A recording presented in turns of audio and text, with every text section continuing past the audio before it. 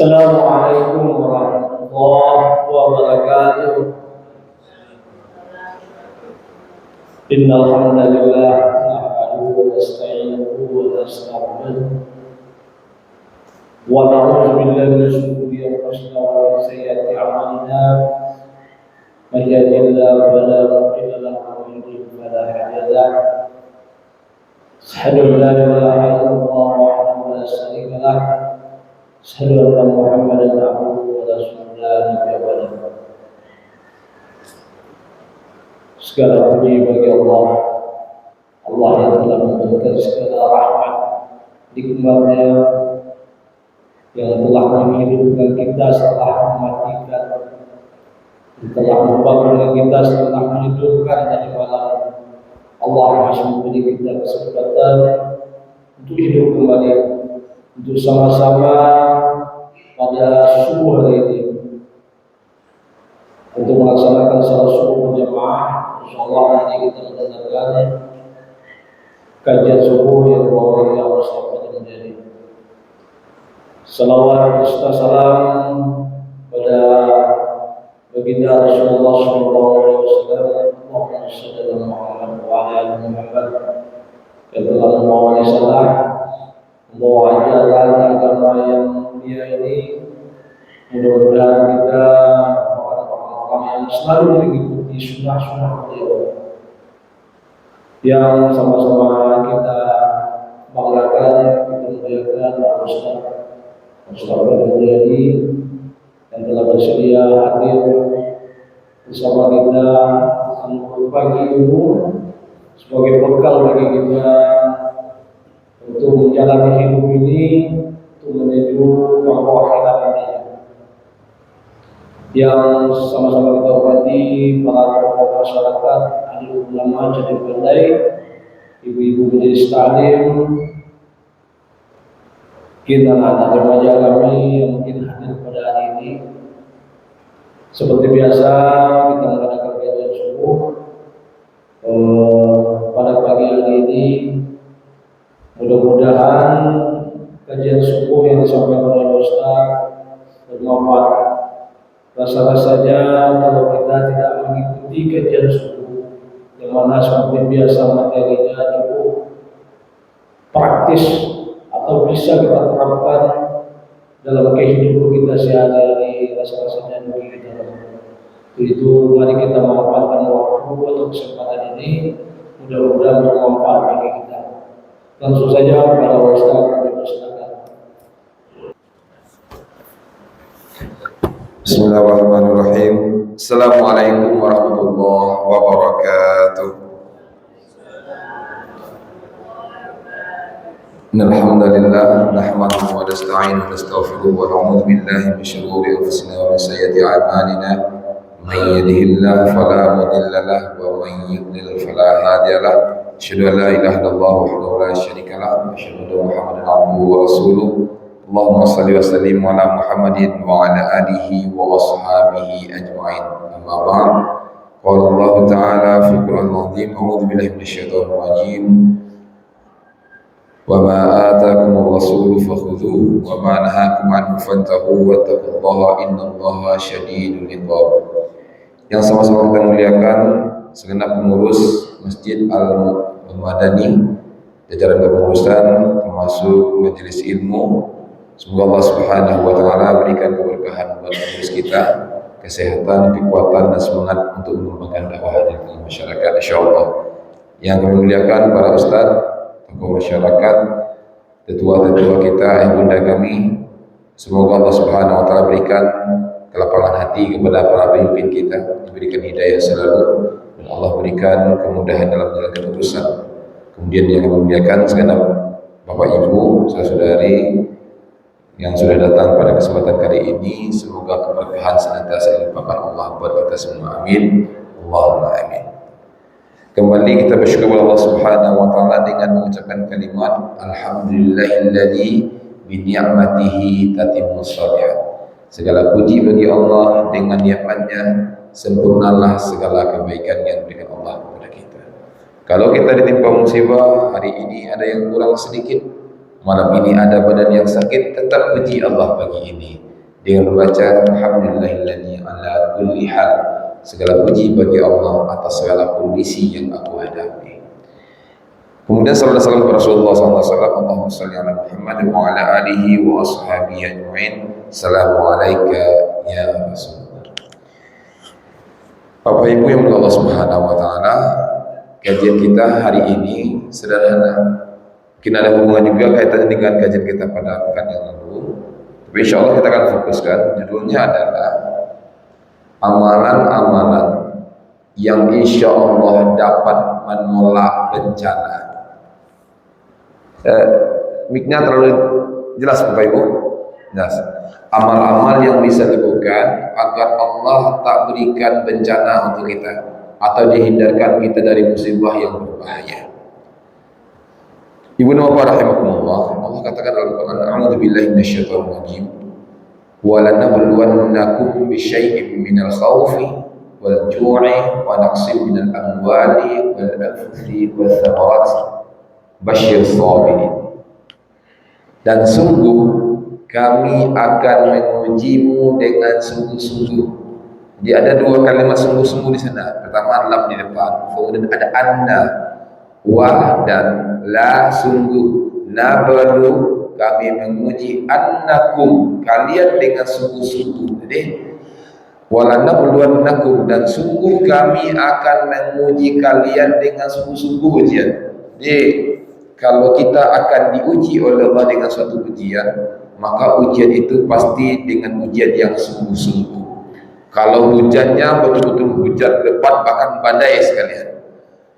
Banyak orang yang misalnya diuji oleh Allah langsung dengan 3 atau 4 ujian beruntun. Sudah lelah, rumahnya terbakar, anaknya meninggal, usahanya bangkrut dan sebagainya, sekaligus ditimpakan Allah kepada dia. Ada juga yang diuji Allah Subhanahu wa taala berbagai macam.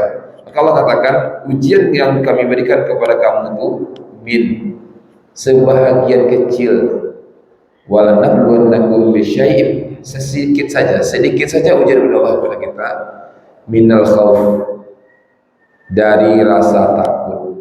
Jadi ujian yang akan ditimpakan kepada kita semua adalah rasa takut. Takut akan mati, takut akan sakit, takut usahanya akan bangkrut, takut nanti saudaranya akan marah, takut nanti pekerjaannya bermasalah. Rasa takut diberikan Allah kepada kita. Itu ujian dari Allah. Kemudian apa lagi? Wal-ju', kelaparan. Bila hari ini di Indonesia tidak ada yang kelaparan. Apalagi di Pekanbaru. Semiskin-miskin kita di Pekanbaru, insya Allah makan 3 kali itu sehari semalam itu ada. Ya, tapi ada di mana waktunya, di zaman dulu juga dan sebelumnya juga, sudahnya juga, di mana Allah timpakan musibah ke sebuah daerah, memang tak ada yang bisa dimakan lagi. Nah, kalau hari ini saudara kita di Gaza, tidak hanya penjajahan yang ditimpakan musibah oleh Allah ujian, tapi juga diberikan Allah Subhanahu wa taala ujian berupa makanan yang mulai menipis stoknya. Yang mudah-mudahan dibantu Allah Subhanahu wa taala. Jadi dikurangi itu dengan ujian Allah dalam bentuk kelaparan. Wa naqsim minal amwal, dikurangi hartanya, berarti kemiskinan. Ada yang tak diuji dengan rasa takut, tapi diuji dengan kemiskinan. Ada yang diuji dengan kemiskinan, tapi tak diuji dengan wa naqsim minal amwal anfus, dengan kekurangan jiwa, meninggalnya anggota keluarganya. Anggota keluarganya lengkap, tidak ada yang dipanggil oleh Allah, tidak ada musibah kematian datang ke rumah dia, tapi dia dalam kondisi miskin terus. Ada juga di sini. Ada juga yang dia tidak miskin, keluarganya ada, tapi apa? Badannya sakit terus. Ada juga yang diuji dengan macam-macam oleh Allah Subhanahu wa taala. Jadi semua itu adalah ujian dari Allah Subhanahu wa taala. Kenapa kita diuji oleh Allah Subhanahu wa taala? Apa kata Luqman? Ya bani adz-dzahaba wal fiddah yastabaruna binnar. Wahai anakku, kalau emas itu dia itu dianggap dia itu murni, cara mengujinya adalah dibakar dengan api. Kemudian wal mu'min yakhtabaru bil bala. Seorang mukmin itu dia dianggap oleh Allah akan menjadi mukmin yang sesungguhnya, caranya adalah dengan diuji lebih dahulu. Ya, Ibu bapak rahimakumullah. Baik, kan Allah Subhanahu wa taala katakan, ya, wala nabluwannakum hatta na'lamal mujahidin minkum, dan sungguh kami akan menguji kalian sehingga nanti kami akan mengetahui siapa orang yang bersungguh-sungguh minkum di antara kalian, wassabirin, dan siapa pula orang yang bersabar, wa nabluwa akhbarakum, dan nanti agar kami sampaikan, nyatakan perihal keadaan menurut Allah Subhanahu wa taala. Ibnu Rahimahullah, ketika musibah datang kepada suatu daerah atau kepada pribadi kita masing-masing, maka satu di antara posisi tiga ini ada di antara kita itu. Musibah atau sesuatu yang tidak mengenakan dan tidak menyenangkan itu ditimpakan, kalau dia adalah orang yang beriman, imannya lagi naik-naiknya, imannya lagi tinggi-tingginya, berarti itu namanya ujian. Ya, sedang diuji oleh Allah. Orang yang berhijrah biasanya diuji oleh Allah. Biasanya pergaulannya begini nih, banyak temannya, teman-teman minumannya, teman-teman nongkrongnya banyak. Setelah dia hijrah, diuji oleh Allah dengan apa? Hilang teman-temannya yang tadi, tinggal dia sendiri saja. Sanggup dia bertahan dengan hijrahnya seperti itu? Ya kan? Jadi orang kalau dalam keadaan baik, kondisi imannya lagi tinggi, diberikan oleh Allah musibah, itu namanya ujian. Tapi kalau dia sudah mulai lalai, berlaku maksiat dia, tapi masih beriman kepada Allah, masih juga dia takut kepada Allah, tapi maksiat terlaksana oleh dia, maka ujian, ya apa, musibah yang ditimpakan Allah kepada dia tidak lagi bentuknya ujian, tapi peringatan.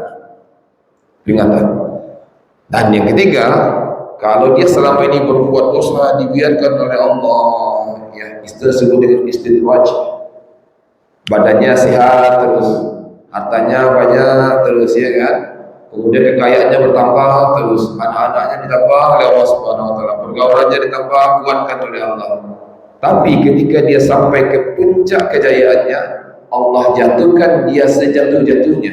Ini namanya istidraj. Nah, berapa banyak yang seperti itu?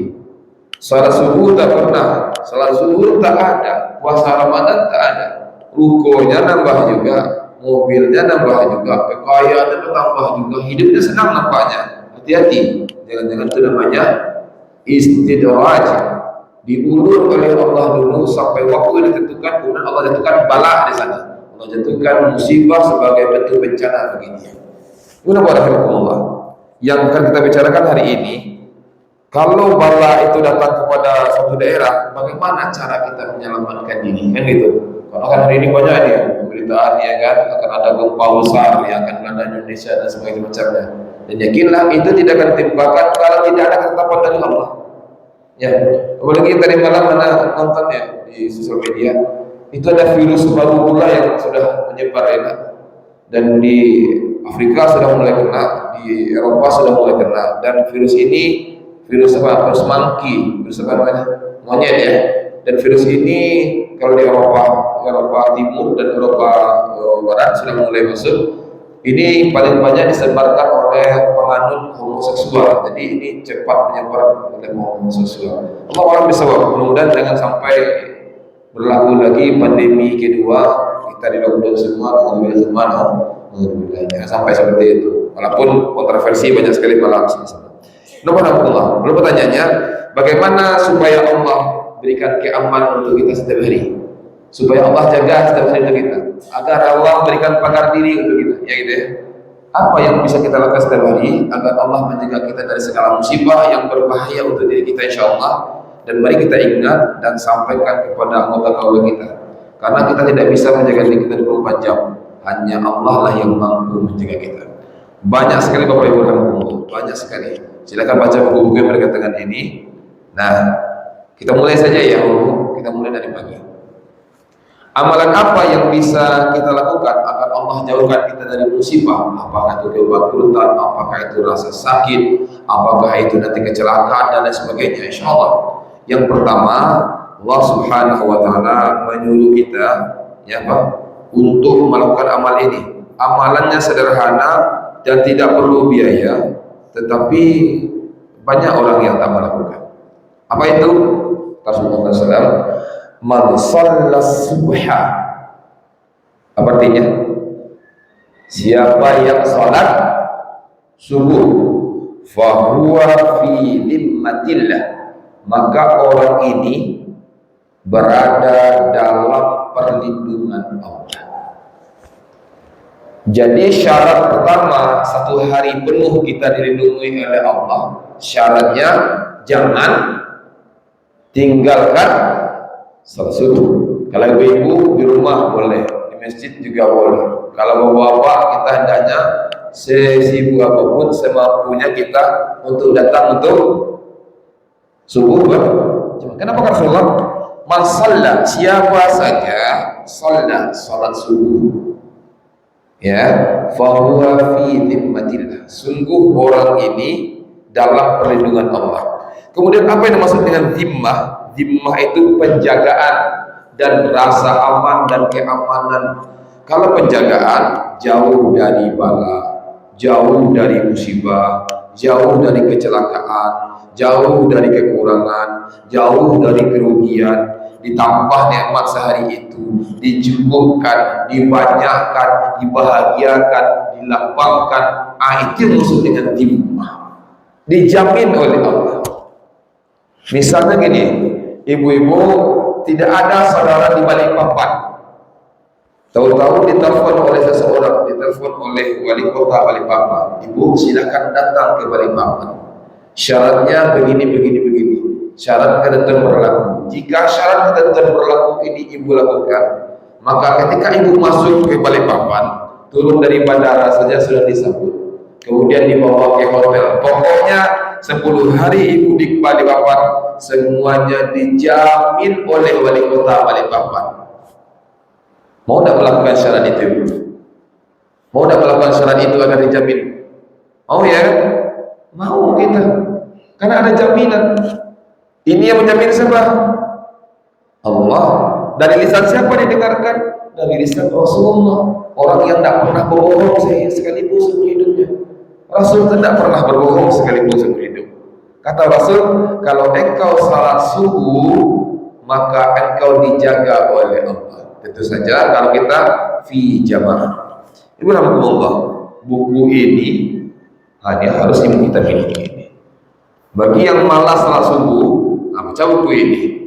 Buku ini ditulis oleh doktor ya, doktoral di Mesir, dan dia tinggal di dia seorang dokter juga ya, bagus sekali, Dr. Ragib Asirjani. Judulnya Misteri Salat Subuh yang saya terjemahkan ke bahasa Indonesia.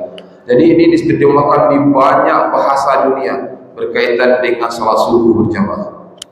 Tidak hanya perlindungan, jadi silakan nanti dibaca buku seperti ini, miliki bukunya Bu, nanti biar kita semangat nih untuk menggapai subuh yang bermakna. Tapi kalau ingin dibacakan, Anda bacakan sedikit, boleh ya? Kenapa kita harus datang ke rumah Allah ini? Biar semangat ya. Pertama tadi apa? Orang yang salat subuh berjamaah.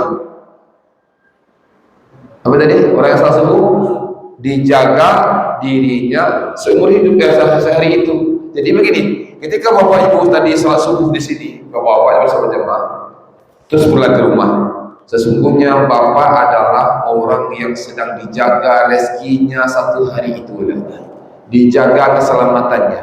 Nah, kalau kita orang yang mencari rezeki keluar rumah, tentu saja di dalam rezeki kita itu ada rezeki yang menumpang. Rezeki siapa? Anak dan istri, karena mereka di rumah nih. Kita yang keluar rumah untuk mencarikan rezeki mereka. Ya, kita yang melalui asbab rezeki dari kita, dari Allah, kemudian melalui tangan kita, kasbat kita yang berusaha di luar, kita bawa untuk mereka. Artinya, dengan kita menjaga salat subuh, sesungguhnya kita juga menjaga anak-anak dan istri, juga menjaga rumah. Maka sesungguhnya Bapak Ibu rahmatullah, kalau ada di antara ibu-ibu yang suaminya sudah datang berjamaah ke masjid subuh, pulang duha, udah layak tuh dibikinkan kopi sama teh telur. Nah, ditanya, Masya Allah bang, berbiasa bang. Ketika suami orang lain tidur bang, abang ada di masjid. Sesungguhnya abang ini adalah tamu Allah yang sedang dijamin rezekinya oleh Allah sehari penuh. Dan di dalamnya juga ada rezeki kami yang sedang dijamin. juga ada keselamatan kami yang sudah dijamin. Makasih ya Bang. Ibu, Anda pulang subuh suami ini tanya ibu, mau minum apa Bang? Ada? Alhamdulillah ya. Nah, kalau ada alhamdulillah. Makanya banyak laki-laki ke kedai kopi pulang kerja itu kan ada subuh. Kenapa? Kalau di kedai kopi baru masuk baru ditanya minum apa? Makan? Kalau suami-suami kadang-kadang pulang asar ke rumah yang ditanya apa? Itu BWT. Kemudian Bang token berita yang disampaikan apa? Token habis, beras habis, anak nangis, nasi belum masak, cucian menumpuk, setrikaan menumpuk. Itu dibicarakan. Salah tidak ada salah sih, karena untuk kewajiban suami, ya kan? Tetapi coba pas pulang ke rumah, Assalamualaikum, Waalaikumsalam, sampai dulu mau minum apa? Kan enak tuh. Cepat dia pulang dulu.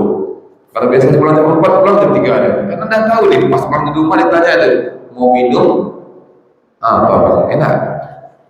Tadi itu berapa? Dilindungi oleh Allah SWT. Kemudian yang kedua, man shallal isya jamaah, siapa yang salat isya berjamaah. Nah tadi malam berjamaah kita kan.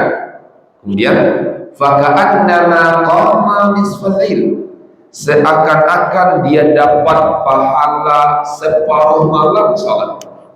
Jadi ba'da isya salat dapat berhenti dia salat sampai jam 12 malam dia salat tak berhenti. Itu pahala yang salat sebanyak itu cukup dipenuhi dengan datang isya berjamaah. Gimana Bapak? Insyaallah ya, semangat kita ya. Masih enggan kita tuh untuk salat isya berjamaah. Nggak tahu tuh bagaimana cara Rasulullah menggambarkan kepada kita. Dan Rasulullah menyampaikan ini, kata Rasul lagi, wa man shalla subha fi jamaah faka'annama, disambung ya dalam hadis lain, man shalla isya jamaah faka'annama qama nisfal lail, wa man shalla isya wa shalat subha fi jamaah faka'annama shalla laila kullah. Siapa yang salat isya berjamaah ditambah dengan subuh berjamaah, seakan-akan dia dapat pahala semalam suntuk salat tanpa berhenti. Hebat dan pahalanya. Masih kita tinggalkan subuh ini insyaallah. Itu tidak ya. Insyaallah kita semangat sama-sama untuk ya insyaallah ya bersama-sama untuk subuh berjamaah. Kemudian apa lagi? Banyak lagi nih dari Rasulullah SAW yang berkaitan dengan bagaimana supaya Allah Subhanahu wa taala berikan kepada kita kebaikan-kebaikan untuk subuh. Rasulullah ulang lagi. Kita bacakan hadis yang lain. Kata Rasulullah SAW,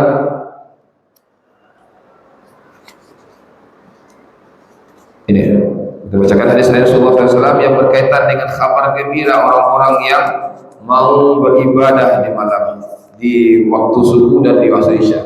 Kata Rasulullah SAW, basyiril masyayin fidul, beri kabar gembira orang-orang yang senantiasa mau berjalan ya di mana fidul, dalam kegelapan malam, ilal masjid bin nur, ke masjid dia salat malam, salat isya dan salat subuh ya bin nurin tamah, dengan cahaya yang sempurna yaumul qiyamah, di hari kiamat.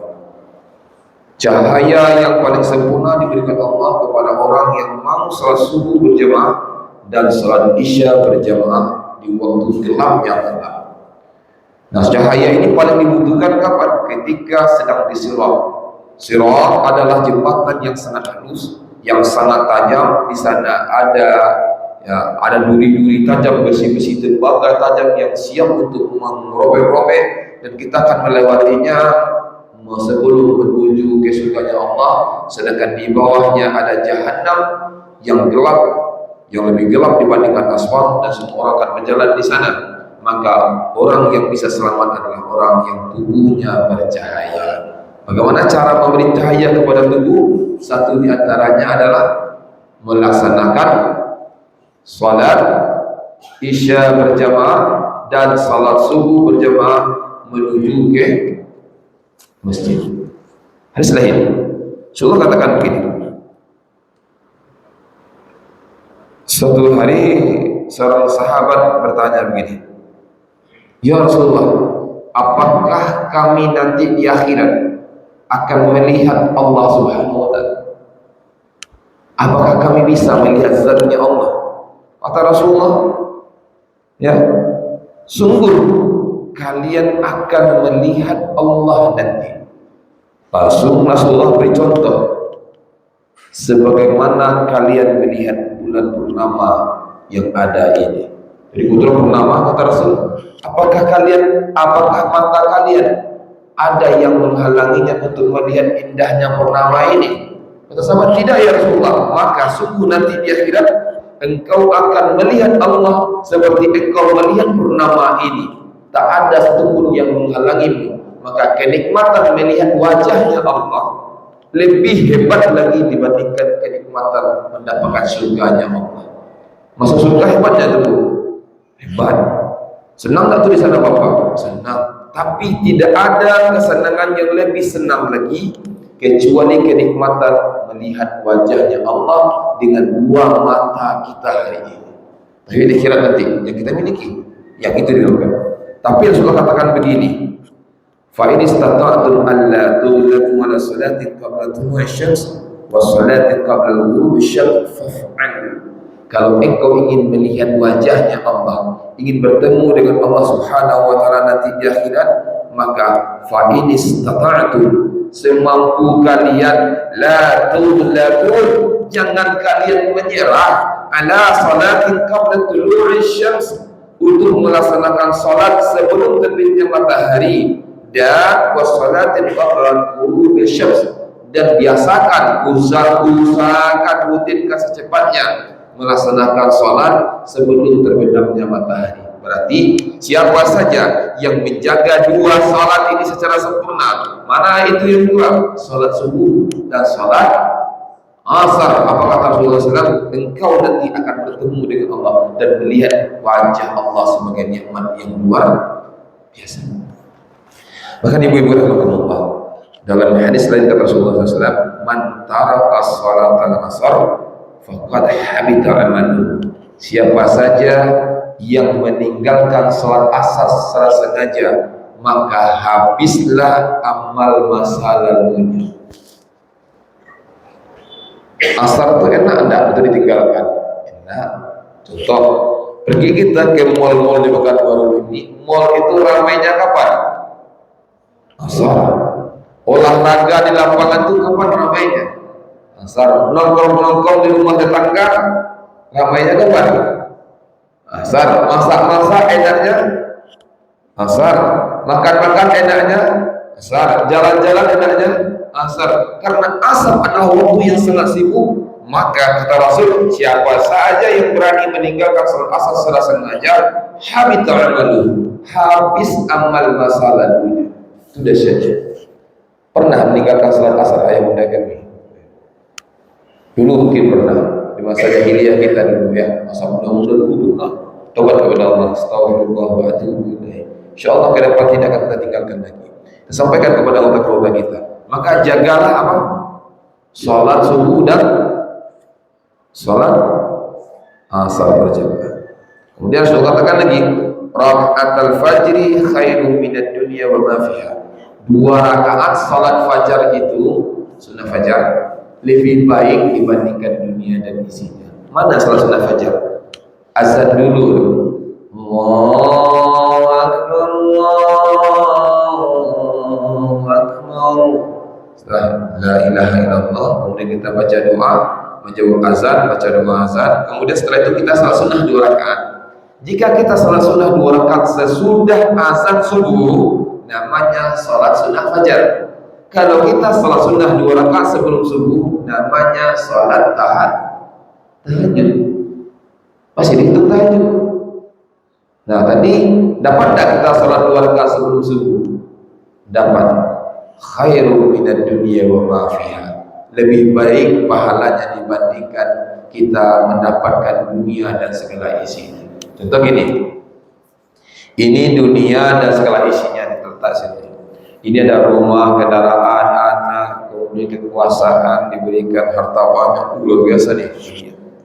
Kemudian diletakkan di sebelah kanan 2 rakaat pahala keuntungan orang yang sholat sunnah 2 rakaat sebelum subuh. Mana yang banyak keuntungannya? Kata Rasul, khairum minad dunya wa ma fiha. Lebih baik dibandingkan dunia dengan segala isinya. Apa itu? 2 rakaat sebelum subuh. Ya. Artinya juga kalau ini tak dilakukan tadi berarti 1 hari penuh itu orang sudah kehilangan dunia dan segala isinya. Kan kalau dilakukan mendapatkan dunia dan segala isinya kan. Terus kalau ditinggalkan berarti sudah meninggalkan semua keuntungan dunia dan segala isinya. Bapak Ibu rahimahumullah. Makanya Bapak Ibu, mari kita coba membiasakan terus ya untuk insyaallah sama-sama kita di jalan Allah Subhanahu wa taala untuk selalu bisa melaksanakan ibadah-ibadah yang luar biasa ini. Kemudian banyak lagi sebenarnya pahala-pahala yang didapatkan. Bahkan seperti ini. Mari kita lihat apa kita lakukan hari ini. Man shallal ghadha fi jama'ah. Siapa yang salat subuh ghadha. Jadi salat subuh itu dalam hadis disebut dengan kadang-kadang disebut dengan istilah salatul fajri, salat fajar. Ya kan? Ada yang menyebut dengan istilah Rasulullah menyebut dengan istilah salatul ghadha, salat subuh namanya. Ya. Ada juga disebut dengan salat subuhi, salat subuh. Man salatul ghadha, siapa yang salat ghadha, salat subuh fi jamaah dalam kondisi berjamaah. Tsumma qa'ada, kemudian dia duduk. Yadhkurullah, kemudian dia berzikir kepada Allah. Zikir kepada Allah itu mengingat Allah, bisa dengan kajian seperti ini, bisa dengan berzikir pagi dia, bisa dia dengan membaca Al-Qur'an. Cuma kalau kita membaca Quran, hati-hati Bapak Ibu rahimahumullah. Jika kita membaca Al-Qur'an kemudian bertemu dengan ayat-ayat sajadah. Ada apa? Ayat sajadah, ayat-ayat tilawah yang memerlukan sujud tilawah. Maka sesudah subuh sampai terbit matahari tak boleh sujud apapun.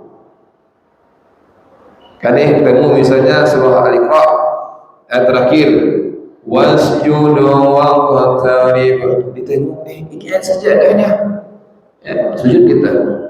Sajada wajhiya lilladzi khalaqahu wa sawwarahu wa sama'ahu dan seterusnya. Hati-hati. Kalau itu dilakukan bacaan itu sesudah subuh, maka sesudah subuh tidak ada sujud apapun. Karena apa? Karena setelah itu akan terbit matahari, dan matahari terbitnya di antara 2 tanduk syaitan. Maka di sini kita dilarang untuk sujud kepada syaitan ya. Makanya Allah, kita lanjut saja ya. Kemudian Rasulullah kata tadi, siapa yang salat subuh berjamaah kemudian dia duduk dan berzikir kepada Allah hatta tatal asyams, sampai terbit matahari. Tsumma shalla rak'atain, kemudian setelah itu dia salat sunnah 2 rakaat. Itu yang disebut dengan salat sunnah syuruq ya. Apa beda salat sunnah syuruq dengan duha? Kalau syuruq ada kaitannya dengan subuh berjamaah. Syuruq itu sebenarnya adalah salat duha di awal waktu yang disyaratkan dengan salat subuh berjamaah. Jadi syuruq tidak ada di rumah, karena syuruq itu tempatnya di masjid berjamaah. Salatnya dulu, salat subuhnya berjamaah, kemudian duduk, tidak pulang-pulang ke rumah, duduk saja. Paling kalau batal duduk ke kamar mandi, terus balik lagi ke masjid untuk meniatkan zikir kepada Allah. Kemudian nanti setelah kajian ini bunyi nanti syuruhnya, kita salat sunnah 2 rakaat. Kata Rasulullah SAW, apa pahalanya? Tsumma rakaini kanat lahu ajri hajjatin wa umrah. Dia dapat pahala haji dan umrah. Kata Rasul, tamah, sempurna. Nah, jadi nanti kalau kita sudah selesai kajian ini, jangan langsung pulang ke rumah.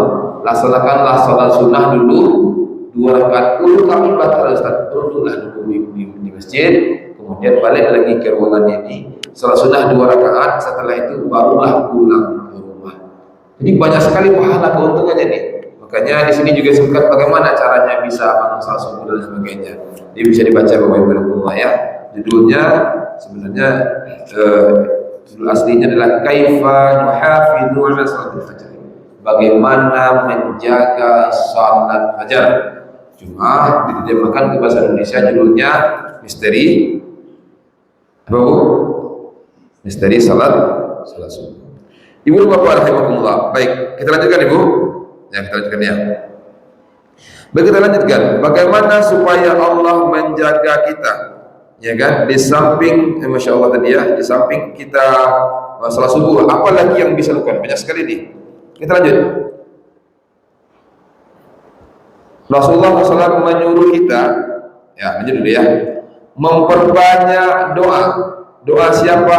Doanya Nabi Yunus. Apa doanya Nabi Yunus?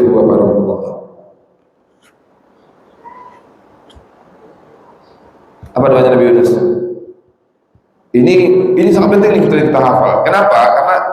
Karena begini.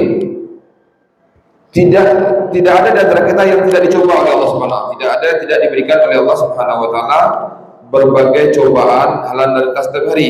Makanya untuk itu kita harus menghafalkan doa-doa yang dengan doa itu Allah Subhanahu wa taala akan berikan kepada kita. Nanti kita coba lihat dalam surah Al-Anbiya ayat 87 dan 88. Doanya itu ada di ayat 87. Kita bacakan dulu ayatnya. وَذَنُّونِ إِذْ ذَهَبَ مُغَاضِبًا فَظَنَّ أَن لَّن نَّقْدِرَ عَلَيْهِ فَنَادَىٰ فِي الظُّلُمَاتِ. Dan ingatlah ketika Dhunnun, jadi nama lain Nabi Yusuf namanya Dhun itu memiliki nun artinya ikan nun. Jadi kalau ada baca Quran nun wal qalami wa ma yasturun, itu diterjemahkan juga dengan ikan nur, ikan paus yang sangat besar yang menelan Nabi Yunus, ya kan? Ketika ingatlah tadi itu nur adalah Nabi yang memiliki ikan yang besar ya. Kemudian ingatlah ketika dia pergi dengan marah meninggalkan mughadiban, meninggalkan dari masyarakatnya, kaumnya yang membangkang, dia tinggalkan karena takut diazab oleh Allah. Fadanna allan naqdiru alaih, dia menyangka bahwa kita tidak akan mempersempit, menyulitkan urusannya. Kemudian fanada, maka dia menyeru, dia memohon ya, fil dhulumat, di gelap, di dalam kegelapan, kan masuk berudikan kegelapan. Apa doanya? La ilaha illallah. Betul? Ya. La ilaha illa anta subhanaka inni kuntu minadh-dhalimin. Ini doa yang dianjurkan. Semakin banyak masalah, semakin teruk kesulitan, semakin berat beban, semakin banyak baca doa ini. Seperti apa yang dialami oleh Nabi Yunus alaihissalam. Kenapa Allah sampaikan berita ini? Supaya kita yang seandainya kita dapat musibah, ada yang lebih berat dibandingkan musibah Nabi Yunus? Ada Bu? Tidak, kita insya Allah lebih ringan dibandingkan para Nabi. Para Nabi yang berat diajarkan doa. Doanya apa? La ilaha illa anta subhanaka inni kuntu minadh-dhalimin. Intinya panjangkan, tuhnya pendekkan. Inni kuntu minadh-dhalimin. La ilaha illa anta. Ya Allah, tidak ada Tuhan selain Engkau. Inni sungguh aku, kuntu adalah keadaanku, minadh-dhalimin, aku termasuk orang aniaya, orang yang banyak dosa, orang yang banyak membangkang, orang yang banyak mengenai diri sendiri. Ya Allah, maka ampuni aku. Kira-kira sudah hafal doa ini Bu? Sudah ya? Tinggal mengamal. Dan kalau sakit di badan terasa malam hari, baca saja La ilaha illa anta inni kuntu minadh-dhalimin. Ya Allah, aku ini banyak dosa, ampuni aku. Engkau sakitkan mataku karena dosaku ya Allah. Engkau sakitkan kakiku karena dosaku ya Allah. Engkau sulitkan kehidupanku karena dosaku ya Allah. Jadi Semakin sulit hidup, semakin banyak beban hidup, semakin banyak doa ini harus disampaikan. Karena doa itu kata Rasulullah akan merubah yang sudah terjadi dan akan merubah dan apa yang akan terjadi, memperbaiki sebelumnya dan merubah yang akan terjadi. Mari kita bacakan kembali. La ilaha illa anta subhanaka inni kuntu minadh dhalimin. Sekali lagi, la ilaha illa anta subhanaka inni kuntu minadh dhalimin. Insyaallah jangan lupa ya, itu menghindarkan bencana. Kemana saja kita pergi, baca doa itu, jangan luput. Karena dengan seperti itu kita nggak tahu nih bencana apa yang akan timpakan. Mudah-mudahan itu Allah jaga kita. Boleh berdoa. Lanjut. Satu lagi lah mungkin karena waktu. Silakan kalau ada yang bertanya ibu. Ayo silakan bunda.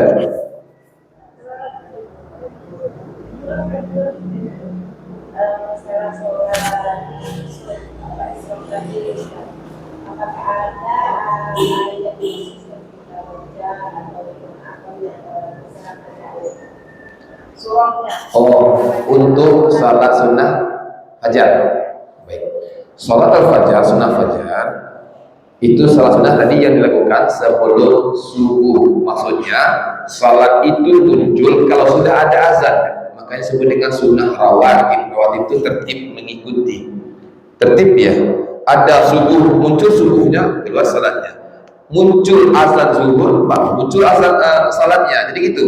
Nah, pertanyaan bunda tadi bagus sekali Ustaz, apakah ada ayat khusus untuk itu? Jawabannya adalah untuk subuh dan maghrib Rasulullah SAW membiasakan dalam hadis beliau, didengar oleh para sahabat, Rasul membiasakan ayatnya. Pada rakaat pertama beliau membaca surah Al-Kafirun, rakaat kedua beliau membaca surah Al-Ikhlas.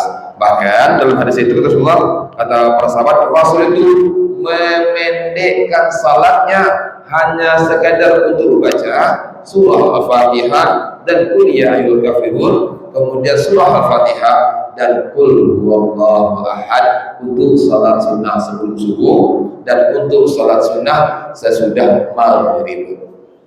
Jadi itu ya. Untuk subuh, asar dan lain sebagainya dikembalikan kepada kita. Ayat apa yang kita hafal? Oh, saya hafal qul ya ayyuhal kafirun sama surah Al-Lahab misalnya, tabbat yada abi lahabin wa tab. Silahkan. Saya tuh dapatnya cuma apa Ustaz? Inna ataina sama Al-Kausar, Al-Kausar sama An-Nas, boleh enggak? Boleh. Kan ada pula orang yang mungkin belum sempat belajar waktu muda dulu, yang hafal cuma itu. Ketika cucunya datang kepada dia, anaknya, Bu, tolong simakkan surat An-Naba kami, Bu. Ya kan? Dia pegang Al-Quran. Ditanya oleh anaknya, Ibu tak hafal ayat ini? Bukan tak hafal, Ibu memastikan antum itu benar bacanya atau tidak? Memastikan kan? Kemudian Ibu hafal, kok Ibu salatnya baca apa? Baca kuliah kafirun, qul a'udzu birabbil falaq, qul a'udzu birabbin nas dan qul huwallahu ahad. Cuma itu aja. Ada satu lagi apa? Inna ataina. Cuma itu. Ibu enggak hafal ayat. Apa? Terus ini ayat favorit Ibu ini. Ini ayat favorit ayah ini. Ya kan? Padahal belum hafal. Jadi itu boleh. Dan ini juga qul ya ayyuhal kafirun dan qul huwallahu ahad ini juga dibaca seandainya ibu-ibu nanti atau bapak nanti pergi umrah.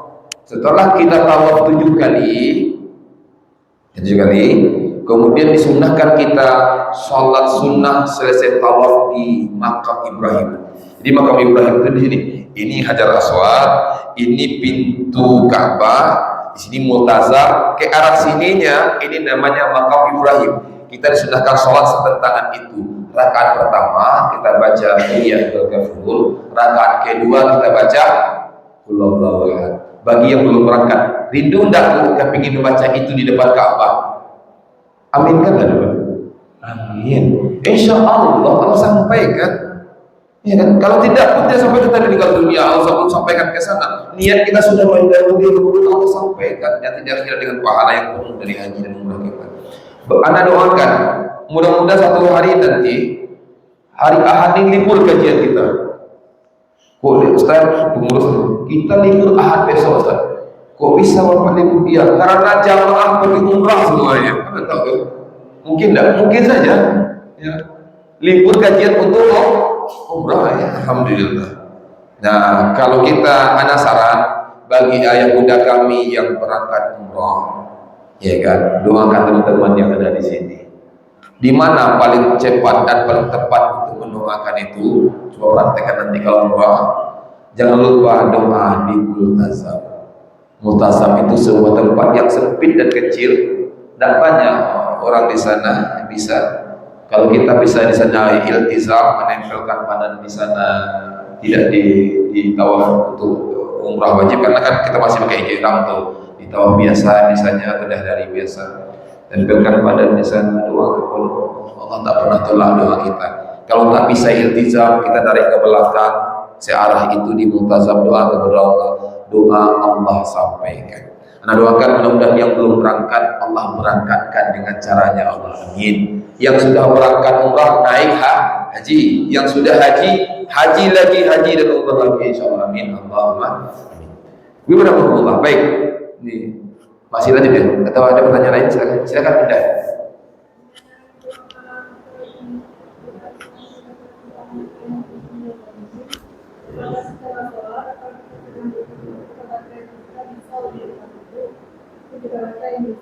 Oh, doa Nabi Yunus tadi udah.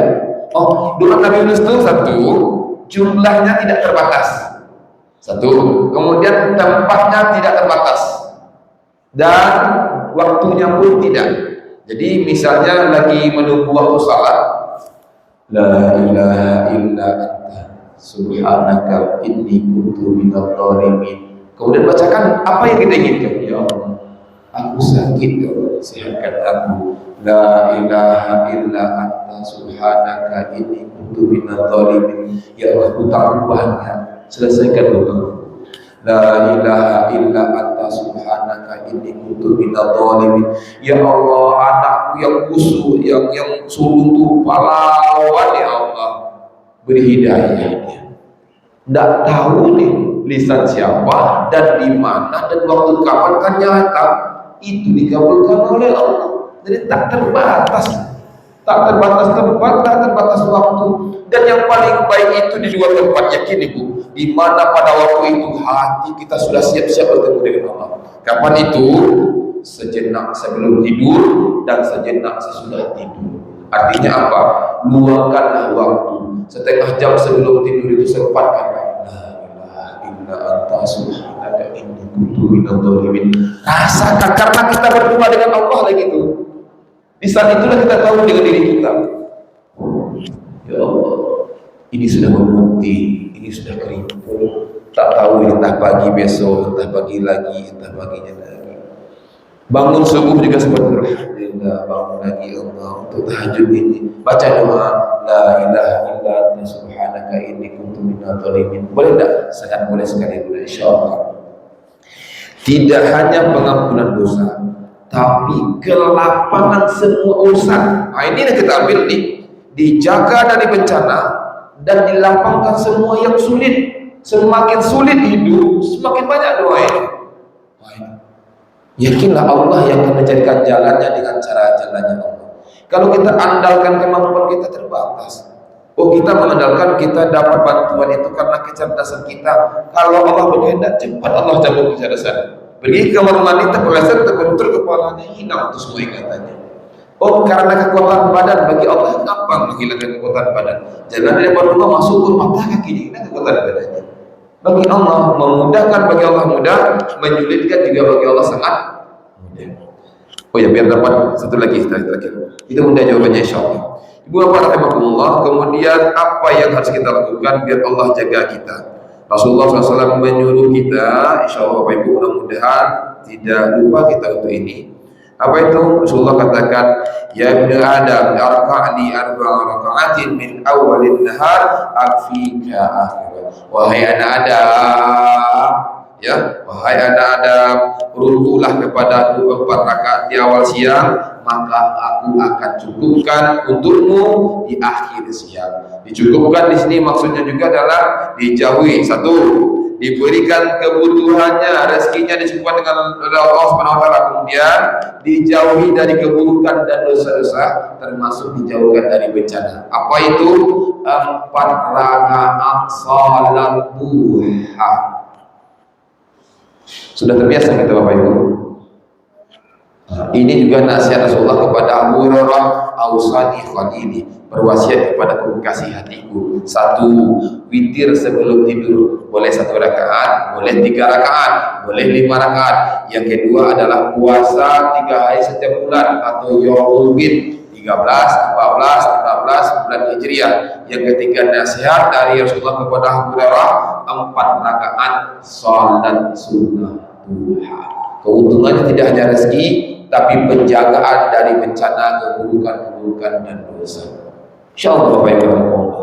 Kalau ini biasa kita lakukan, insyaallah. Jadi ada hormon kortisol, kortisol itu memberikan perlindungan, kebaikan di tubuh kita ini dan menenangkan jiwa. Itu fungsi hormon itu fungsinya sama dengan narkoba. Jadi kalau disuntik dia ke tubuh itu, maka akan tenang dan nyamanlah tubuh ini. Dan diteliti oleh para ahli, ternyata hormon ini muncul hanya 1 tempatnya, hanya 1 waktunya. Kapan itu? Waktu duha. Jadi siapa saja yang sholat duha, dari penelitian para ahli ini, siapa saja yang sholat duha, maka akan muncul hormon yang sifatnya menenangkan dia sampai akhir harinya. Makanya coba lihat, perhatikan, lakukan ini dan boleh tidak lakukan. Hari pertama lakukan, ya, hadapi hari itu dengan sholat duha minimal 2 rakaat. Besok tak usah sholat duha. Apa yang terjadi? Mana yang lebih lapang hati kita, mana yang lebih tenteram hati kita menghadapi hari itu?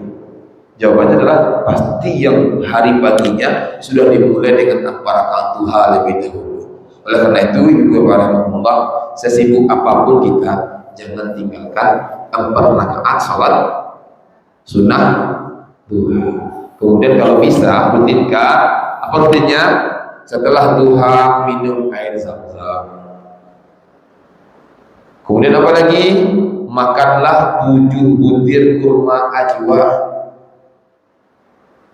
Siapa yang makan 7 butir kurma ajwa setiap pagi, kata Rasul, maka dia jauhkan dari apa? Dari su, dari racun, dan dari syaitan atau gangguan jin. Jadi kalau ada yang mungkin hari ini tiap hari badannya sakit, berpola sakitnya, jam 12 sakit kepalanya, jam 1 sehat lagi, jam 6 sakit lagi, jam 7 sehat lagi, itu terus 1 hari gitu. Itu biasanya pil kimia yang masuk ke badannya. Ada saran lakukan beberapa hal. 1, berbekamlah, keluarkan darah kotornya, berbekamlah. Kemudian yang kedua, biasakan minum air zam-zam. Kemudian ikuti dengan 7 butir kurma setiap pagi. Kalau bagus kurmanya kurma ajwa, kurmanya hitam ya, yang enggak tebal, hitam, biji kecil banget. Ya, tapi agak mahal dibandingkan kurma biasa. Kalau tidak, silahkan dengan kurma apa saja, yang penting jumlahnya berapa? 7 butir. Insya Allah Allah jaga itu dari penyakit, dari bahaya-bahaya yang lain, insya Allah. Kemudian pada Allah mungkin sudah dulu ibu. Ya banyak ya, ini ada sekitar 40 cara menjaga diri, mendapatkan penjagaan dari Allah, jaminan keselamatan dari Allah. Baru kita mulaikan berapa? 3 ya. Kan tidak cukup waktu ini. Jadi 1 menit.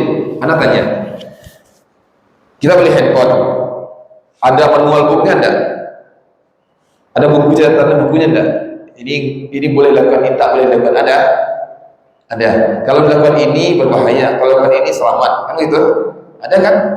Nah, tubuh kita ini pabriknya siapa yang buatnya? Allah. Pernah enggak baca manual booknya, Bu? Tahu enggak apa yang akan menjaga, apa yang membahayakan? Nah, itulah hadis Rasulullah SAW yang masuk, yang disampaikan Rasulullah SAW dan Al-Quran. Itulah manual book kita yang disusun para ulama kita. Makanya kalau engkau lakukan ini, Allah jaga dirimu. Berarti itu manual booknya itu. Kalau engkau sholat subuh berjamaah, sama dengan ada garansi untukmu 1 hari penuh gitu ya. Kalau engkau lakukan ini penjagaan itu. Maka insya Allah kajian berikutnya kita akan sampaikan bagaimana cara menjaga diri dari mara bahaya atau bencana yang akan ditimpakan Allah kepada kita, insyaallah. Setuju Bapak Ibu ya, insyaallah. Kita simpulkan satu tadi, salat subuh berjamaah. Yang kedua, membaca doa Nabi Yunus, la ilaha illa anta subhanaka inni kuntu minadh dhalimin. Yang ketiga adalah ayo rutinkan 4 rakaat salat duha. 3 ini saja terlakukan dulu sampai 15 hari ke depan, hebat gitu. Yang rutin ya, hebat kan. Tidak tinggal-tinggal kan, hebat. Oh iya, saya dapat. Izin dibaca satu lagi Pak. Baik. Salat sunat syuruh tidak ada doa khusus. Tapi di salat syuruh ada waktu dikabulkan doa. Setelah kita salat sunat syuruh itu waktu makbul doa, termasuk makbul doa, maka minta kepada Allah.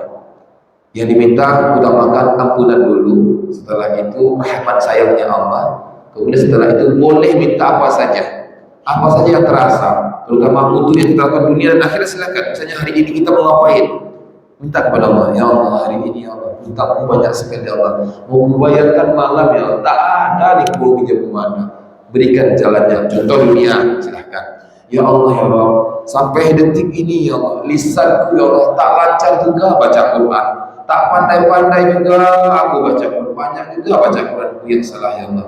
Ya Allah berikan aku jalan agar lisanku pandai membaca Quran. Malu aku pulang ke rumahmu nanti, malu aku menghadapmu nanti ya Allah, sementara lidahku masih keluh dalam membaca Al-Quran. Minta kepada Allah, boleh tak? Boleh.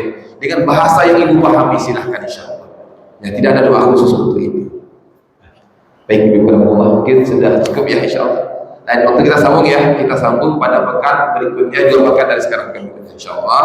Mudah-mudahan ibu sehat selalu, bapak ibu sehat selalu, berkah selalu, memberikan kebaikan, tak pernah putus, kemudian urusan. Dan mudah-mudahan Allah Subhanahu wa taala berikan ke kita semangat yang luar biasa untuk berada di majelis ilmu. Dengan ada di majelis ilmu ini nanti insyaallah Allah tambah itu dan kita amalkan setelah keluar dari sini insyaallah.